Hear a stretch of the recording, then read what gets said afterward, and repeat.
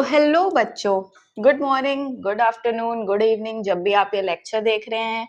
आज हम पढ़ने वाले हैं cell the unit of life. आज हम पढ़ने वाले हैं cell the unit of life.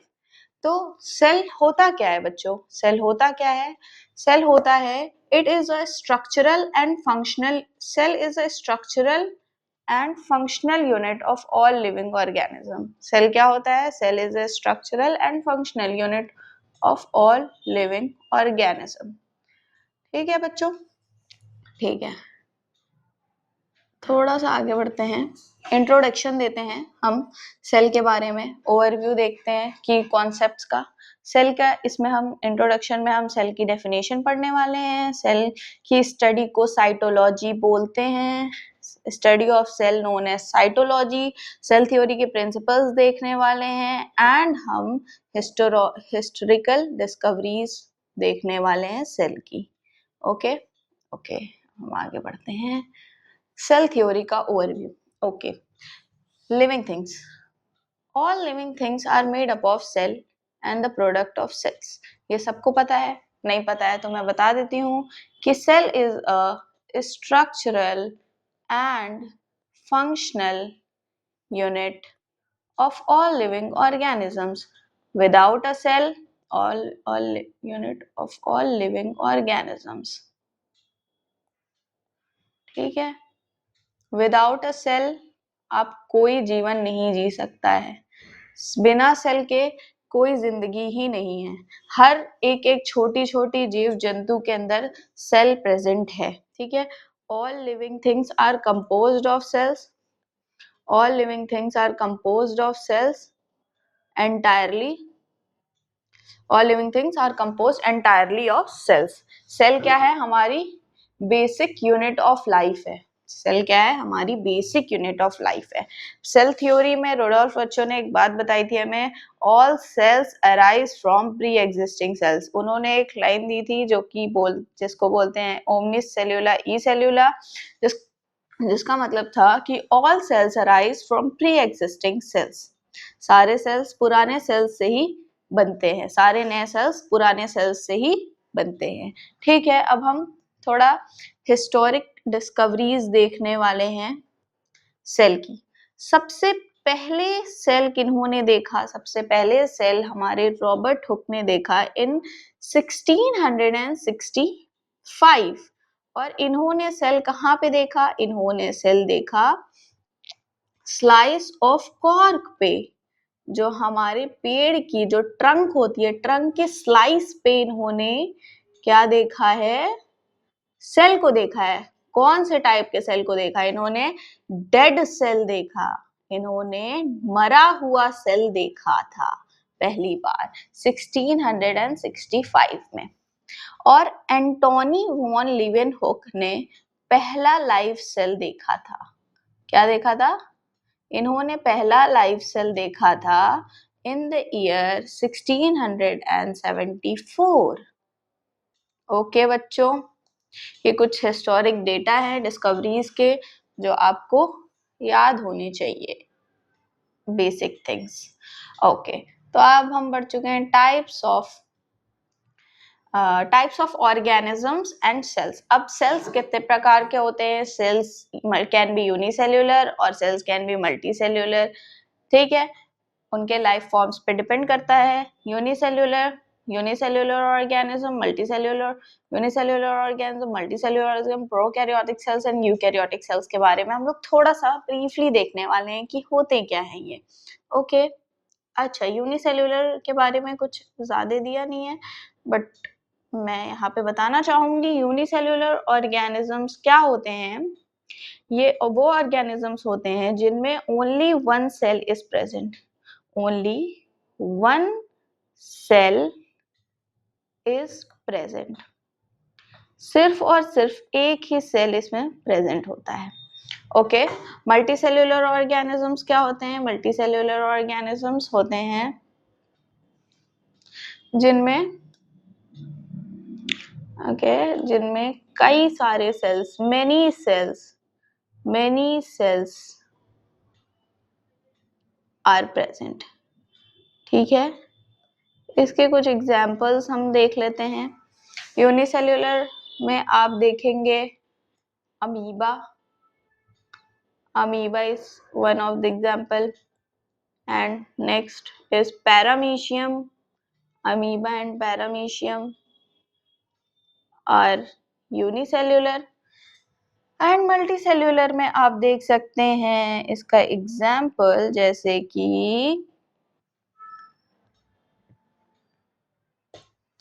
कि humans and mango tree etcetera. Okay okay, अब हम देखने वाले हैं prokaryotic and eukaryotic cell. Prokaryotic cell क्या होता है एंड यूकैरियोटिक सेल क्या होता है, हम नाम से तोड़ना चाहेंगे थोड़ा सा इस चीज को, ठीक है। तो बेटा प्रो मतलब होता है प्रिमिटिव, प्रो मतलब क्या होता है, प्रिमिटिव, एंड कैरियन, कैरियोटिक में कैरियन मतलब होता है न्यूक्लियस। प्रिमिटिव न्यूक्लियस मतलब पहले के न्यूक्लियस के बारे में बताया गया है, मतलब जो पहले न्यूक्लियस हुआ करते थे, मतलब जो ऑर्गेनिज्म इवॉल्व नहीं हुए थे वो लोग प्रोकैरियोटिक सेल्स थे, वो लोग प्रोकैरियोटिक सेल थे। प्रोकैरियोटिक सेल में क्या होता है, आपका सेल होता है और आपका जो जेनेटिक मटेरियल होता है वो ऐसे ही साइटोप्लाज्म में लाई कर रहा होता है। No nuclear membrane is present, ये जो न्यूक्लियर मेम्ब्रेन है ये एब्सेंट होती है। जो जेनेटिक मटेरियल है सेल ऑर्गेनेल्स के साथ ऐसे ही लाई कर रहा होता है, इसी को हम प्रोकैरियोटिक सेल बोलते हैं। वेयर एज यूकैरियोटिक सेल में अच्छा एक मिनट, prokaryotic cell lack true nucleus. ये क्यों बोला लैक ट्रू न्यूक्लियस, क्योंकि इनके पास ट्रू न्यूक्लियस नहीं होता है। इनके पास क्या होता है, इनके पास मेम्ब्रेन बाउंड ऑर्गेनेल्स भी नहीं होते हैं। Lack true nucleus and membrane bound organelles, और ये बैक्टीरिया में पाया जाता है। अगर एक और एग्जाम्पल हम लिखना चाहें तो ठीक है, bacteria and blue green algae में भी आपका प्रोकैरियोटिक सेल पाया जाता है, ठीक है। It lacks nucleus, it no well defined nucleus present बोल सकते हैं हम, न्यूक्लियर मेम्ब्रेन एब्सेंट होती है। यहाँ लिख लीजिए बच्चों, nuclear membrane is absent, nuclear membrane absent होती है।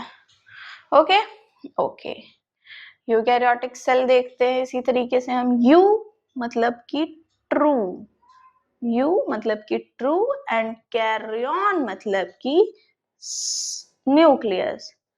ट्रू न्यूक्लियस जिसमें प्रेजेंट हो, मतलब कि जिसमें जो सेल है सेल के अंदर न्यूक्लियर मेम्ब्रेन प्रेजेंट हो और न्यूक्लियर मेम्ब्रेन के अंदर जेनेटिक मटेरियल प्रेजेंट हो, मेम्ब्रेन बाउंड न्यूक्लियस हो मतलब, और सेल ऑर्गेनेल्स में मेम्ब्रेन बाउंड हो। ओके, साइटोप्लाज्म में हैव टू न्यूक्लियस, इनमें क्या होता है, ट्रू न्यूक्लियस होता है एंड ऑर्गेनेल्स, ठीक है, मेम्ब्रेन बाउंड ऑर्गेनेल्स मिलते हैं।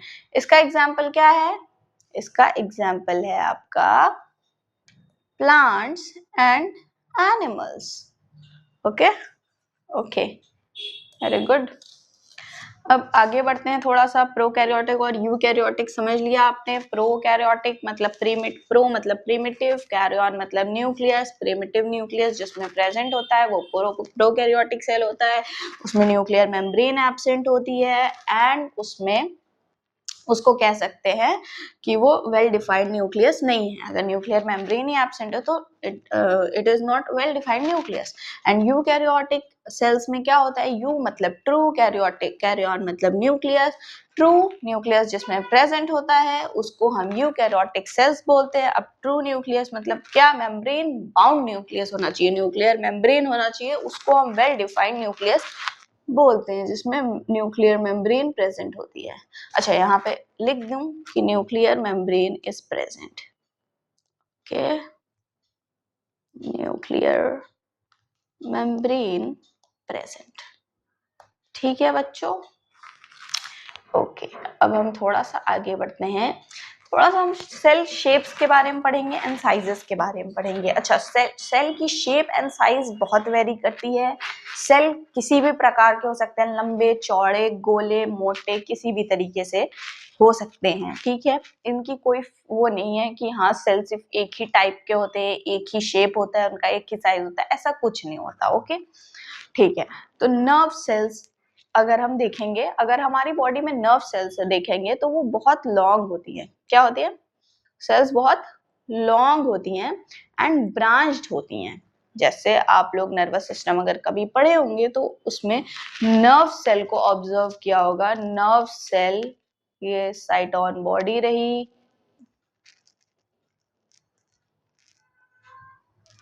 शिट सॉरी, ये साइटोन बॉडी रही एंड ये एक्सॉन, सिनेप्टिक नोब, ठीक है। यहाँ पे आपका न्यूक्लियस है, ये बहुत लॉन्ग एंड ब्रांच्ड, देखिए यहाँ पे ब्रांच निकलते हैं इसके, डेंड्राइट्स के ब्रांच्ड स्ट्रक्चर होता है, okay, long and branched cell होते हैं ये, ठीक है। इनका काम क्या होता है? इनका काम होता है इम्पल्स को ट्रांसमिट कराना ब्रेन से हमारे ऑर्गन के पास और ऑर्गन से हमारे ब्रेन के पास, ओके। तो इट ट्रांसमिट इम्पल्सेस, ओके, ठीक है। अब नेक्स्ट क्या पढ़ने वाले हैं हम लोग? नेक्स्ट देखते हैं हम लोग red blood cells. Red blood cells क्या होते हैं बेटा? रेड ब्लड सेल्स सर्कुलर होते हैं एंड बाइकॉन्केव होते हैं in shape, circular and biconcave in shape. इसका स्ट्रक्चर कुछ कह सकते हैं तो ऐसे है, ऐसे होता है, इनमें न्यूक्लियस एब्सेंट होता है। ये इसका स्ट्रक्चर बना रही हूं मैं, बन नहीं पा रहा है, जाने देते हैं बच्चों, ओके, ऐसे ही कुछ होता है, समझ लीजिए। इसका स्ट्रक्चर देखेंगे तो समझ आएगा बुक में। इनका काम क्या होता है बच्चों? इनका काम होता है ऑक्सीजन को ट्रांसपोर्ट कराना हमारी पूरी बॉडी में वाया ब्लड। ये अरे सॉरी, आरबीसीज हमारी बॉडी में ऑक्सीजन कैरी करती हैं, पूरे बॉडी को ऑक्सीजन देने का काम इन्हीं का होता है। कैरी ऑक्सीजन हीमोग्लोबिन से बाइंड करती हैं एंड ऑक्सी हीमोग्लोबिन बनाती हैं एंड फिर ये हमारे पूरे बॉडी पार्ट्स को ऑक्सीजन प्रोवाइड करती हैं, ओके, ठीक है। अब मसल सेल्स क्या होते हैं? मसल सेल्स इलोंगेटेड होते हैं, elongated in shape, contraction and movement में वो हेल्प कराते हैं। किसमें हेल्प कराते हैं? कॉन्ट्रैक्शन एंड मूवमेंट में हेल्प कराते हैं, ठीक है, ओके। मसल सेल्स कुछ इस प्रकार के होते हैं, टेपरिंग एंड होता है, इलोंगेटेड होते हैं एंड बीच पे न्यूक्लियस पाया जाता है, ओके। फ्यूजिफॉर्म कहते हैं इसको स्ट्रक्चर को, ठीक है। आगे बढ़ते हैं। सेल की साइज, सेल के साइज का वेरिएशन इतना तगड़ा है कि प्लाज्मा जिसको हम पीपीएलओ भी बोलते हैं, आगे क्लासेस में आपको पता चलेगा, ये बैक्टीरिया है। Mycoplasma smallest cell, smallest known cell है ये, सॉरी, स्मॉलेस्ट नोन सेल्स इसको कहते हैं, ठीक है। ये बहुत छोटा है, अबाउट 0.1 mm इसका क्या है, 0.1 mm इतना बड़ा है बस। एंड ऑस्ट्रिच एग, ऑस्ट्रिच का जो अंडा होता है वो अबाउट, वो लार्जेस्ट एग होता है, अप्रोक्सीमेटली 15 सेंटीमीटर बड़ा होता है, 15 सेंटीमीटर होता है उसकी वो उसकी साइज 15 सेंटीमीटर होती है ऑस्ट्रिच एग की, और वो लार्जेस्ट सेल कहलाता है, ठीक है। ये स्मॉलेस्ट है, ये लार्जेस्ट है। अब एक सवाल मैं आपसे पूछूंगी बेटा, लॉन्गेस्ट सेल किसको कहते हैं? कौन सा लॉन्गेस्ट सेल होता है? आप तब तक के कमेंट में जवाब दीजिए, हम आगे बढ़ते हैं एंड एंड में इसका आंसर दूंगी बच्चों, लेकिन चीटिंग नहीं करना, पहले मुझे जवाब चाहिए। लॉन्गेस्ट सेल क्या होते हैं? स्मॉलेस्ट पढ़ लिया आपने मुझसे, यहाँ पे लार्जेस्ट पढ़ लिया एंड लॉन्गेस्ट बता दीजिए। मैं शायद अभी डिस्कस कर चुकी हूँ लॉन्गेस्ट सेल के बारे में, तो थोड़ा ध्यान दीजिए। अच्छा ओके, अब सेल स्ट्रक्चर, सेल स्ट्रक्चर के बारे में सबसे पहले हम लोग पढ़ेंगे कि प्लाज्मा मेम्ब्रेन क्या होता है। प्लाज्मा मेम्ब्रेन को ही हम सेल मेम्ब्रेन भी बोलते हैं। ओके बच्चों, एम बी मतलब मेम्ब्रेन, थोड़ा सा मेरे मुझसे पेस मिला के चलना बच्चों, ठीक है ठीक है। तो प्लाज्मा मेम्ब्रेन या सेल मेम्ब्रेन क्या होता है, किससे बना होता है? सबसे पहली बात तो किससे बना होता है? It is made up of, एक सेकेंड बच्चों पेन चेंज कर लूं, ओके। तो it is made up of lipoproteins, lipoproteins. अच्छा, लाइपो मतलब लिपिड एंड प्रोटीन मतलब protein, lipo plus protein, lipid plus protein से ये बना होता है, ठीक है बच्चों, ठीक है। लिपिड्स प्लस प्रोटीन से ये बना होता है, ठीक है। ये असेंशियल बैरियर है, ये आपको प्लांट सेल, एनिमल सेल या तो बैक्टीरिया, ब्लू ग्रीन एल्गे, हर एक एक चीज जगह पे, हर एक एक सेल में आपको ये मिलने वाला है। Plasma membrane, cell membrane common, मतलब दोनों मतलब एक ही नाम है। ये स्ट्रक्चर कॉमन है in every living cells structure में, एवरी सेल में, ठीक है ठीक है। ये थिन होता है, फ्लेक्सिबल लेयर है, थिन एंड फ्लेक्सिबल लेयर है। ये इसकी एक प्रॉपर्टी लिखती हूँ, ये सिलेक्टिवली परमिएबल होता है। क्या होता है? सिलेक्टिवली परमिएबल, कुछ चीजों को अंदर बाहर होने देता है, सिलेक्टिवली परमिएबल। पोरस मेम्ब्रेन होता है एंड सेलेक्टिवली परमिएबल, यहाँ देखो लिखा होगा। अच्छा, अलाउज मूवमेंट, अच्छा controlling movement of substances in and out, दस मेंटेनिंग होम्योस्टेसिस। ओके बच्चों, ओके। ये थोड़ा स्ट्रक्चर भी देख लेते हैं हम लोग, ये देखो। अच्छा, ये अभी समझ नहीं आएगा आप लोगों को, 9th के स्टैंडर्ड के हिसाब से ये मतलब देख लो, ये यही एक स्ट्रक्चर है तुम्हारा जो कि दिखाता है कि हाँ उसके बारे में, लाइपो प्रोटीन्स का बना हुआ है सेल मेम्ब्रेन। लिपिड बाइलेयर है अंदर, ये देखिए बच्चों, ये लिपिड की बाइलेयर, ये ये लिपिड बाइलेयर लगी है। यही कुछ ऐसा ही स्ट्रक्चर होता है आपका, किसका? प्लाज्मा मेम्ब्रेन का। ठीक है बच्चों, प्लाज्मा मेम्ब्रेन कॉमन होती है in all the cells, thin होती है, फ्लेक्सिबल लेयर होती है इसकी, और ये लाइपोप्रोटीन्स की बनी होती है। लाइपो मतलब लिपिड, प्रोटीन्स मतलब प्रोटीन, लिपिड प्लस प्रोटीन की बनी होती है। सेमी सेलेक्टिवली परमिएबल होती है, मतलब कुछ चीजों का आदान प्रदान करती है आगे अंदर से बाहर। ओके, आगे बढ़ते हैं। साइटोप्लाज्म, अब साइटोप्लाज्म क्या होता है? ठीक है, साइटोप्लाज्म क्या होता है? Main arena of cellular reaction, ठीक है, मेन अरीना, इसी में जंग होती है, सब कुछ इसी में होता है भैया। जैसे आप समझिए, ओके ठीक है, ये सेल है, ठीक है, ये सेल मेम्ब्रेन है। मैं अगर एनिमल सेल बना रही हूँ तो ये सेल मेम्ब्रेन है। ये सारा एरिया जो है, ये सारा एरिया साइटोप्लाज्म है, बीच में जो न्यूक्लियस रहेगा उसको छोड़ के, और सारा एरिया साइटोप्लाज्म है। और इधर इधर इधर इधर हर जगह सेल ऑर्गेनेल्स बिखरे हुए रहेंगे साइटोप्लाज्म में, ठीक है। ये जेली लाइक फ्लूइड होता है। इसको हम कहते हैं कि अच्छा एक सेकेंड बच्चों, थोड़ा अच्छा बनाते हैं।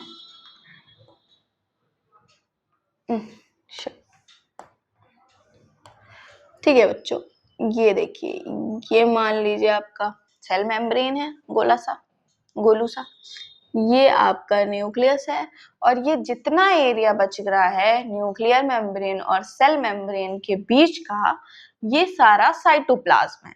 अब ये साइटोप्लाज्म में सेल ऑर्गेनेल्स स्कैटर्ड होंगे, ठीक है, सेल ऑर्गेनेल्स। अब ये क्या, ये जेल लाइक फ्लूइड होता है। जैसे आप समझिए कि समुद्र में शिप चल रही हो, ये समुद्र जो है पूरा, ये जो समुद्र है साइटोप्लाज्म है, और जो शीप चल रही हैं, वो शिप चल रही है, वो सारी सेल ऑर्गेनेल्स हैं। एंड जो किनारा है वो है आपका सेल मेम्ब्रेन, ऐसे आप समझ सकते हैं। ठीक है, ठीक है, ठीक है। तो जेली लाइक सब्सटेंस होता है जो कि सपोर्ट करता है, सपोर्टिंग ऑर्गेनेल्स, जो कि ऑर्गेनेल्स को सपोर्ट करता है, क्योंकि इसके अंदर ही ऑर्गेनेल एम्बेडेड होते हैं, स्कैटर्ड होते हैं, कह सकते हैं बिखरे होते हैं। ठीक है, कुछ मेम्ब्रेन बाउंड ऑर्गेनेल होते हैं, कुछ मेम्ब्रेन नॉन मेम्ब्रेन बाउंड होते हैं, वो आगे देखते हैं हम। ठीक है, cytoplasm is a gel-like fluid that fills the cell, provide structure and supporting organelles, facilitating essential biochemical reaction. जितने भी बायोकेमिकल रिएक्शंस होते हैं वो सारे सेल्स में ही होते हैं। ठीक है, ओके। इसको हमने मेन अरीना कहा है of cellular reaction, main arena of cellular reaction बोल सकते हैं। ये कुछ आपका सेल साइटोप्लाज्म है, साइटोप्लाज्म के अंदर सारे सेल ऑर्गेनेल्स दिख रहे हैं आपको। ये देखिए माइटोकॉन्ड्रिया दिख रहा है, और इधर क्या क्या दिख रहा है, ईआर दिख रहा है, गोल्गी अपैरेटस दिख रहा है। अब हम थोड़ा सा आगे बढ़ जाते हैं। अच्छा, ठीक है, सेल स्ट्रक्चर, सेल स्ट्रक्चर पढ़ रहे हैं हम। सेल स्ट्रक्चर में प्लाज्मा मेम्ब्रेन, जिसको हम सेल मेम्ब्रेन भी बोल सकते हैं, साइटोप्लाज्म एंड सेल न्यूक्लियस, ये तीनों जो है सेम होता है सारे सेलों में। आप चाहे प्लांट का सेल, आप चाहे प्लांट का सेल ले लीजिए, चाहे आप एनिमल का सेल ले लीजिए, दोनों में ये तीनों स्ट्रक्चर कॉमन होते हैं। ठीक है, ओके, ठीक है। तो आगे बढ़ते हैं बच्चों, सेल न्यूक्लियस पढ़ते हैं। न्यूक्लियस, जैसे हमारी बॉडी का कंट्रोल सेंटर हमारा ब्रेन होता है, वैसे ही हमारे सेल का कंट्रोल सेंटर इनका न्यूक्लियस होता है। समझ आया? इनके अंदर जेनेटिक मटेरियल पाया जाता है, जैसे कि हमारे अंदर सेल्स होते हैं, सेल्स के अंदर न्यूक्लियस होता है, और न्यूक्लियस के अंदर जेनेटिक मटेरियल पाया जाता है। ठीक है, तो वही बात इन्होंने बताई है कि ये कंट्रोल सेंटर है और इनके अंदर जेनेटिक मटेरियल इन्हीं के अंदर पाया जाता है। ठीक है, तो न्यूक्लियस क्या करते हैं? Nucleus regulate cell activity, cell की एक्टिविटी को रेगुलेट करते हैं। ठीक है, houses chromosomes and plays key role in cell division, cell division में ये बहुत बड़ा योगदान देते हैं। यही डिवाइड होते हैं पहले, फिर सेल डिवाइड होता है। पहले न्यूक्लियस का डिवीजन होता है, फिर सेल डिवीजन, साइटोप्लाज्मिक डिवीजन होता है। Okay, making it essential for heredity, heredity में इसी का काम आता है। जितने भी, जैसे आप अपनी अम्मा, आप अपने पापा से सिमिलर हो, लोग कहते हैं कि आपकी आंखें आपके मम्मी में गई हैं, आपके बाल आपके पापा में गए हैं, आपकी नाक आपके दादी में गई हैं। तो ये सारी चीजें जो बोले जाती हैं वो हेरिडिटी के थ्रू आपके अंदर आती है। जो जीन ट्रांसफर होता है, जो कि ऐसा जीन होता है जो कोड कर रहा होता है मम्मी के बाल के लिए, वही कोड कर रहा होता है आपके बाल के लिए, तो फिर वो चीज आपके अंदर आ जाती है। ठीक है, वाया जीन ट्रांसफर, इसी को आप हेरिडिटी बोलते हैं। ठीक है, अब ये न्यूक्लियस क्या है, सेल्यूलर फंक्शन में भी हेल्प करता है। ठीक है, सेल्यूलर फंक्शंस में भी हेल्प करता है। ठीक है बच्चों, ये न्यूक्लियस का स्ट्रक्चर है। इसके अंदर अगर हम देखें तो, अगर ये सेल मेम्ब्रेन है, ये न्यूक्लियस है, तो न्यूक्लियस के अंदर क्या होगा, क्रोमोसोम होगा, और न्यूक्लियस के अंदर न्यूक्लियोलस होगा। ठीक है, जिसको राइबोसोमल फैक्ट्री भी बोलते हैं। ये क्या है, न्यूक्लियोलस। ये क्या है, जेनेटिक मटेरियल, जीएम लिख देते हैं जिसको हम। और ये क्या है, न्यूक्लियर मेम्ब्रेन। जनरली ये तीनों चीज ही मिलके आपका न्यूक्लियस बनाती है, control centre of our cell. ठीक है बच्चों, ठीक है, आगे बढ़ते हैं। Okay, cell organelles. अब हम सेल ऑर्गेनेल्स के बारे में जल्दी पढ़ने वाले हैं एंड उसके फंक्शंस देखने वाले हैं। ओके बच्चों, ओके। तो सेल ऑर्गेनेल में हम देखने वाले हैं सबसे पहले एंडोप्लाज्मिक रेटिकुलम को। एंडोप्लाज्मिक रेटिकुलम में क्या होता है बच्चों? एंडोप्लाज्मिक रेटिकुलम सिंथेसाइज करता है प्रोटीन्स एंड लिपिड्स को। एंडोप्लाज्मिक रेटिकुलम टू टाइप्स के होते हैं। Okay, endoplasmic reticulum two types के होते हैं। एक होता है RER मतलब रफ एंडोप्लाज्मिक रेटिकुलम, एक होता है SER smooth endoplasmic reticulum. Rough endoplasmic reticulum में राइबोसोम प्रेजेंट होता है। ओके, राइबोसोम प्रेजेंट होता है और इसमें राइबोसोम क्या होता है? एब्सेंट होता है। और क्या होता है? और इसमें ये RER प्रोटीन सिंथेसाइज करता है, प्रोटीन सिंथेसाइज करता है, और SER जो है आपका, ये आपका लिपिड सिंथेसाइज करता है। ओके, ये आपके सिलेबस में नहीं है बट मैं बता दे रही हूँ क्योंकि बहुत हेल्पफुल है आगे के लिए। ठीक है, एंडोप्लाज्मिक रेटिकुलम आप ये याद कर लो कि ER synthesises proteins and lipids for sale functionality. ठीक है, आगे बढ़ते हैं बच्चों। राइबोसोम्स, राइबोसोम्स क्या करते हैं? Ribosome essential for protein, protein का सिंथेसिस में सारा हाल राइबोसोम्स का ही होता है। राइबोसोम को हम प्रोटीन फैक्ट्री भी बोलते हैं। और किसको? अच्छा, एक सवाल आपके लिए, हम राइबोसोम को प्रोटीन फैक्ट्री बोलते हैं तो राइबोसोमल फैक्ट्री किसको बोलते हैं? राइबोसोमल फैक्ट्री किसको बोलते हैं?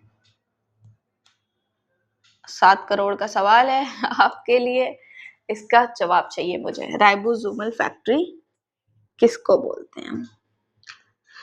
ठीक है, बहरहाल आगे बढ़ते हैं। गोल्गी अपैरेटस, गोल्गी अपैरेटस जो proteins and lipids endoplasmic reticulum synthesise करता है, उसको गोल्गी अपैरेटस मॉडिफाई करता है एंड पैकेज करता है। Modifies and packages proteins preparing them for transfer, और फिर वो आगे ट्रांसफर करता है in the form of lysosomes, जो कि अनदर सेल ऑर्गेनेल है। इसके अंदर एंजाइम्स होते हैं दैट डाइजेस्ट वेस्ट। बहुत खतरनाक ये सेल ऑर्गेनेल होता है, इसको हम सुसाइडल बैग भी बोलते हैं। ये कहीं फट जाए तो काम हो जाए। अच्छा, स्पेलिंग गड़बड़ हो गई, सुसाइडल बैग। ओके, क्योंकि इसके अंदर एंजाइम्स होते हैं जो कि वेस्ट को डाइजेस्ट करते हैं, तो जाहिर है इसके अंदर एसिडिक कंटेंट है। ठीक है, ठीक है। Mitochondria, mitochondria also known as power house of the cell. अब किस बच्चे को ये नहीं पता होगा कि mitochondria is the power house of the cell? ये पता है भैया, आप डॉक्टर हैं आप। ठीक है, power house of the cell. और they generate cellular energy in the form of ATP। ठीक है, in the form of ATP। ATP को क्या बोलते हैं? फुल फॉर्म क्या है ATP का? बताएगा कोई? मैं बता देती हूँ, एडिनोसिन ट्राइफॉस्फेट। क्या है? Adenosine triphosphate.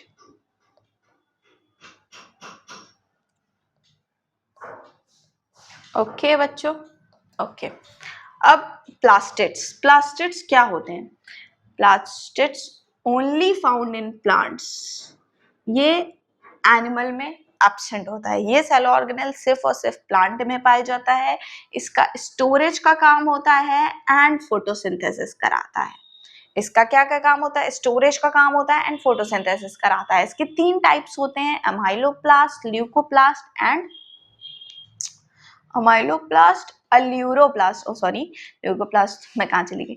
Amyloplast, leucoplast, amyloplast, aleuroplast and chloroplast. तो जो इसका क्लोरोप्लास्ट वाला टाइप है, क्लोरोप्लास्ट, वो क्या करता है? क्लोरोप्लास्ट में वो ग्रीन कलर प्रोवाइड करता है हमारे लीव्स को, एंड उसमें एक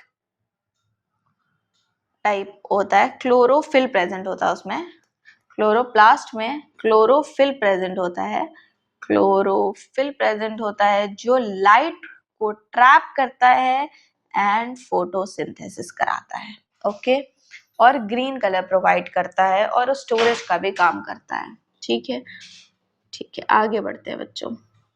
difference between plant cells and animal cells. अब plant cell and animal cell का कोई कॉमन डिफरेंस देखा जाए तो बच्चों प्लांट सेल क्या होता है, सेल वॉल क्या होती है, सेल वॉल सिर्फ और सिर्फ प्लांट सेल में पाई जाती है, सिर्फ और सिर्फ प्लांट सेल में पाई जाती है। ये रिजिड सेल वॉल होती है, सेल वॉल रिजिड होती है जो कि सपोर्ट एंड प्रोटेक्शन प्रोवाइड करती है हमारे सेल को, ताकि हमारा सेल कोलैप्स ना हो जाए, बस्ट ना हो जाए। हमारे सेल को क्या करती है, सपोर्ट एंड प्रोटेक्शन प्रोवाइड करती है। और रिजिड वॉल होती है, बहुत ठोस वॉल होती है, ठीक है। और सेल को शेप भी प्रोवाइड करती है, सेल को शेप भी प्रोवाइड करती है सेल वॉल। और शेप में भी डिफरेंस होता है। प्लांट सेल क्या होता है, प्लांट सेल, कलर चेंज कर लेती हूँ, प्लांट सेल रेक्टेंगुलर होता है, typically rectangular in shape, while animal cells round in shape होते हैं, ठीक है। अच्छा, एक थोड़ा सा बना ही लेते हैं plant cell and animal cell को, ठीक है बच्चों। आप मुझे बताना कौन सा प्लांट सेल है एंड कौन सा एनिमल सेल है। ये देखो एंड ये देखो, ठीक है। अब ये राउंड है, ये पहले स्ट्रक्चर क्या बनाया मैंने, ये स्ट्रक्चर क्या बनाया, दोनों में जो कॉमन होगा स्ट्रक्चर वो बनाया है। बताओ दोनों में स्ट्रक्चर कौन सा कॉमन होगा।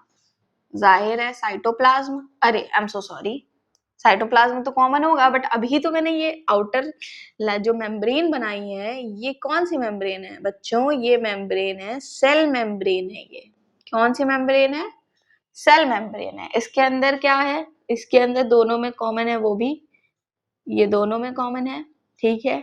क्या है, साइटोप्लाज्म है, ठीक है बच्चों, साइटोप्लाज्म है।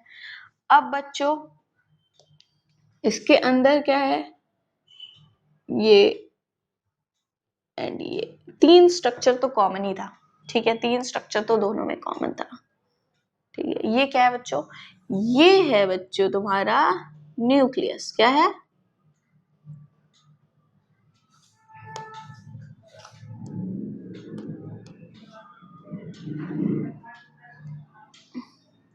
ये है बच्चों तुम्हारा nucleus, control centre of the cell, ठीक है बच्चों।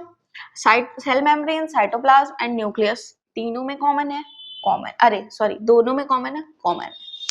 अब ये जो स्ट्रक्चर मैं बना रही हूँ, ये बताओ क्या है, ये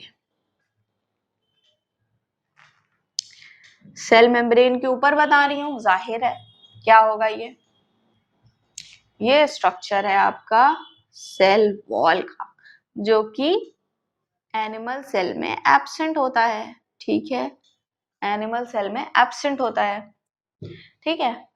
अच्छा एक और चीज, एक मिनट अभी नीचे देखते हैं है कि नहीं वो चीज। अच्छा, की डिफरेंस ये पढ़ लेते हैं, उसके बाद वो हम लोग कंटिन्यू करेंगे, ठीक है। हम लोग वो स्ट्रक्चर बनाना कंटिन्यू करेंगे, डिफरेंस देख लेंगे स्ट्रक्चर बना के हल्का सा, ठीक है। तो की डिफरेंस अगर देखा जाए तो की डिफरेंस देखा जाए तो वैक्यूल जो प्रेजेंट होता है प्लांट सेल में बहुत लार्ज होता है एंड सेंट्रल वैक्यूल होता है, जो कि स्टोरेज का काम करता है, ठीक है। और जो एनिमल सेल में जो वैक्यूल प्रेजेंट होता है वो बहुत स्मॉल होता है in comparison to plant cell. Animal vacuole, animal cell vacuole, sorry, animal cell vacuole very small, ठीक है। एंड प्लास्टिड्स, अच्छा प्लास्टिड्स तो देखा, प्लास्टिड तो सिर्फ और सिर्फ तुम्हारा प्लांट सेल में प्रेजेंट था, जो contain plastid use for photosynthesis में काम आता है एंड स्टोरेज में काम आता है, ठीक है। प्लास्टिड का कौन सा टाइप ये सारा चीज करता है, प्लास्टिड का कौन सा टाइप बच्चों करता है, कौन करता है, क्लोरोप्लास्ट करता है, ओके, ठीक है। तो अब इधर हम देखते हैं कि लार्ज एंड सेंट्रल वैक्यूल, एक सेकेंड, ठीक है। ये स्ट्रक्चर बताओ बच्चों क्या बना दिया मैंने, ये स्ट्रक्चर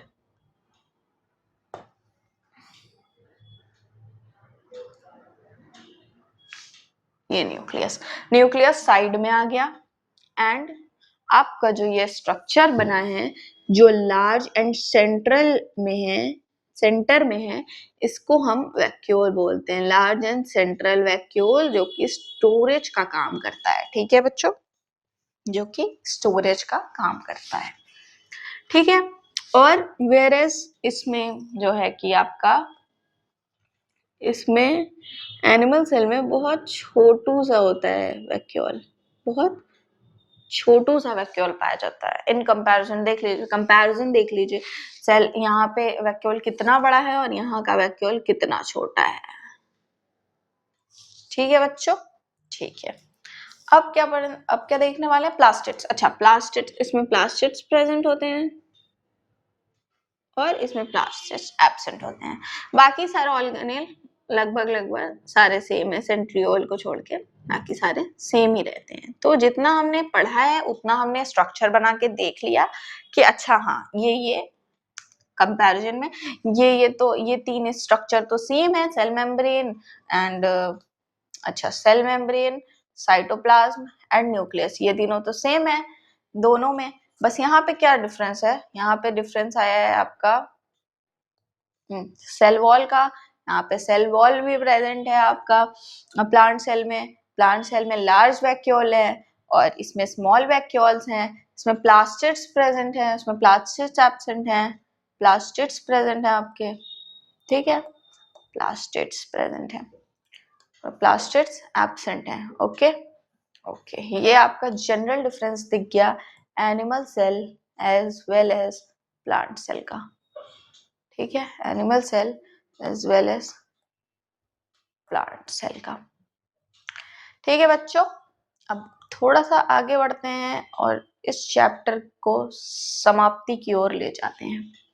ठीक है, की डिफरेंसेस देख लिया हमने। अब हम लोग देखेंगे फंक्शंस ऑफ सेल। अब सेल क्या क्या काम करता है? अच्छा, आप सबको पता है अगर सिंगल सेल होगा, ओनली वन सेल होगा, वो जिंदा रहेगा? बताओ, ये सोचते रहो, तब से ये बताती हूँ। प्रोवाइड स्ट्रक्चर, ठीक है, स्ट्रक्चर प्रोवाइड करता है, सपोर्ट प्रोवाइड करता है, ठीक है।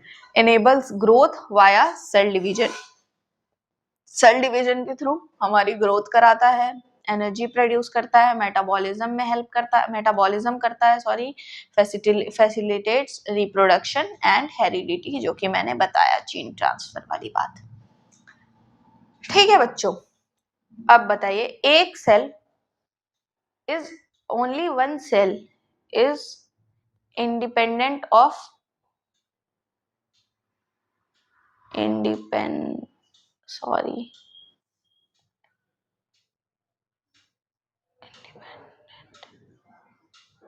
is independent of independent existence है इनकी, एक सेल की भी। only one cell also has independent existence, also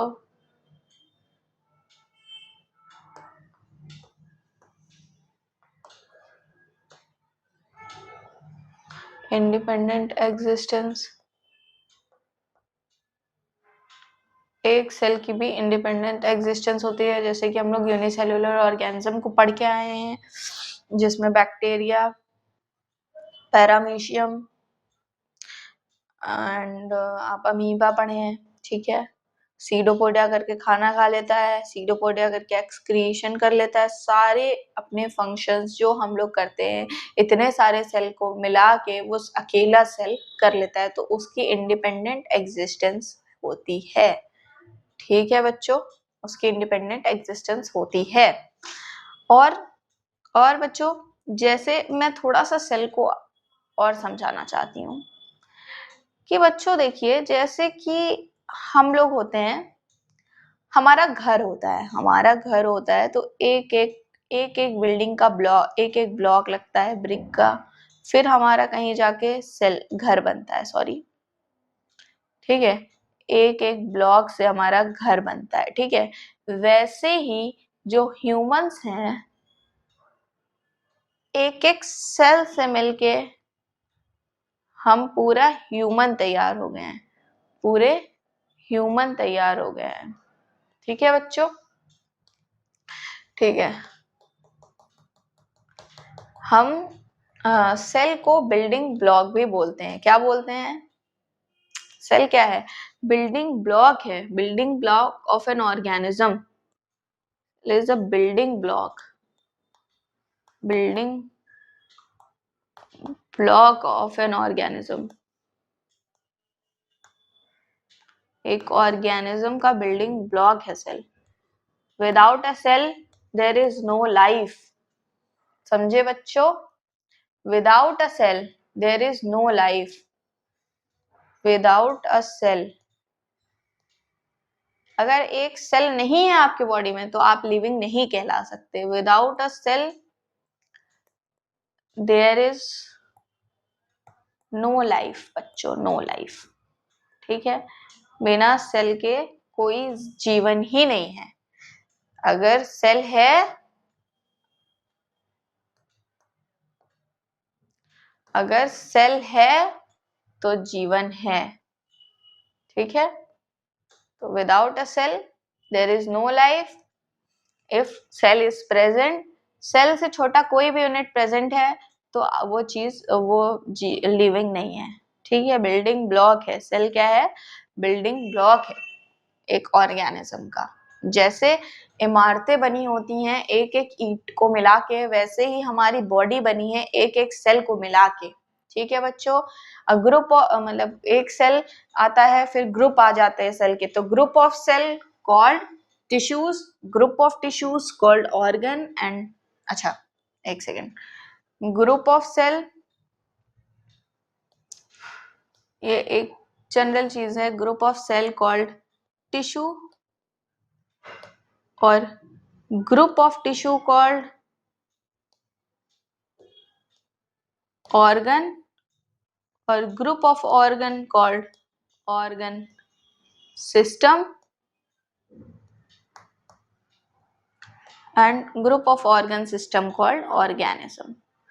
ठीक है बच्चों, ऐसे ही कुछ हमारे ऑर्गेनिज्म तैयार हो गए हैं। समझ आया बच्चों? मेरे प्यारे प्यारे बच्चों, समझ आया? ठीक है बच्चों, फिर मिलते हैं अगली क्लास में बहुत जल्द। तब तक के लिए मेरे साथ बने रहिए ज़ैनब मैम के साथ।